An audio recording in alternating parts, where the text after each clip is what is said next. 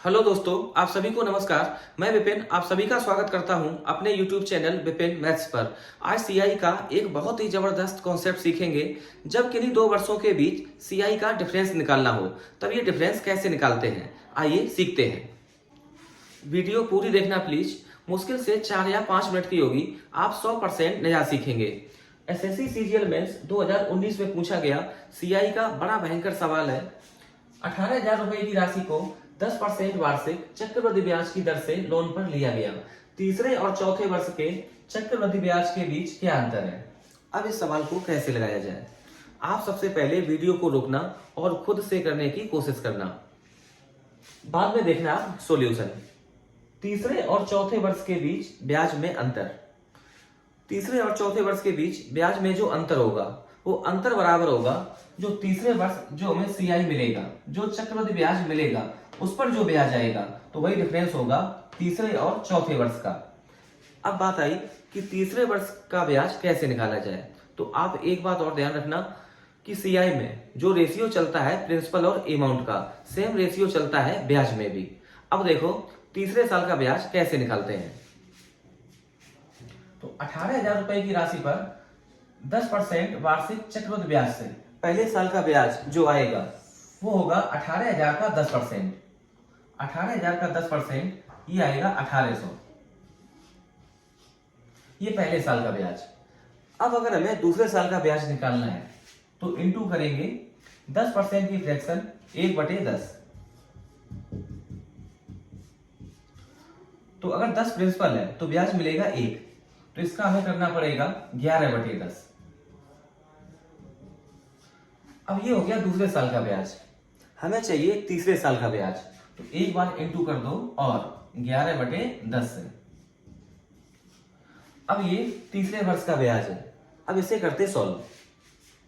2 zero से ये 2 zero cancel, तो ये 18 इंटू करेंगे 11 11 121 बराबर 18 का 1 में गुणा 18 और 18 दूनी 36 और 1 37, हाथ में 3, 18 1 18, 18 3 21, 2,178 रुपए। ये ब्याज है तीसरे साल का। और तीसरे और चौथे वर्ष के बीच जो ब्याज में अंतर होगा, तो जो तीसरे वर्ष जो हमें ब्याज मिला है जो उस पर ब्याज आएगा वही डिफरेंस होगा तीसरे और चौथे वर्ष के बीच। तो केवल हमें अब 2,178 का हमें लेना है 10%। अगर इसका हमें 10% चाहिए तो एक डिजिट के पहले दशमलव, तो 217.80 रुपए ये अंतर आएगा तीसरे और चौथे वर्ष के बीच। तो ऑप्शन सही है, ऑप्शन नंबर बी, 217 रुपए 80 पैसे, बिल्कुल करेक्ट आंसर। अब इस सवाल को लगाने का इससे खूबसूरत तरीका और कोई नहीं हो सकता। अगर ये बात ना समझ में आई हो तो थोड़ा करते हैं डिटेल में सॉल्व। 18,000 का 10% ये आएगा पहले साल का ब्याज 1800। दूसरे साल का ब्याज तो 10% की फ्रैक्शन 1/10, तो इंटू करना पड़ेगा 11/10 से। दूसरे वर्ष का ब्याज, तीसरे वर्ष का ब्याज तो इंटू एक बार और करेंगे 11/10 से। अब ये ब्याज हो गया तीसरे वर्ष का।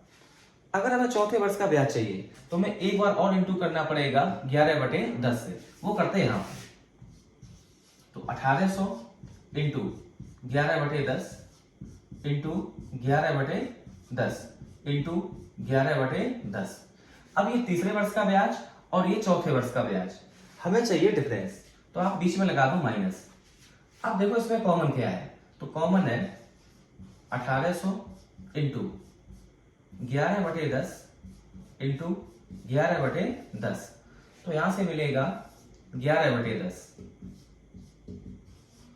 और माइनस 1।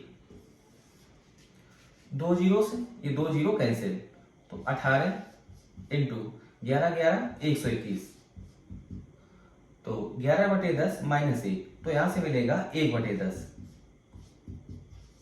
बराबर 121 गुणा 18। ये हमने सॉल्व किया था 2,178/10, तो ये आएगा 217.80 रुपए। तो ऑप्शन नंबर बी आप ऐसे देख सकते हैं। अब उम्मीद है आपको बात समझ में आई होगी। तो अगर वीडियो अच्छी लगी हो तो प्लीज लाइक करना, शेयर करना। देखने के लिए आपका दिल से शुक्रिया।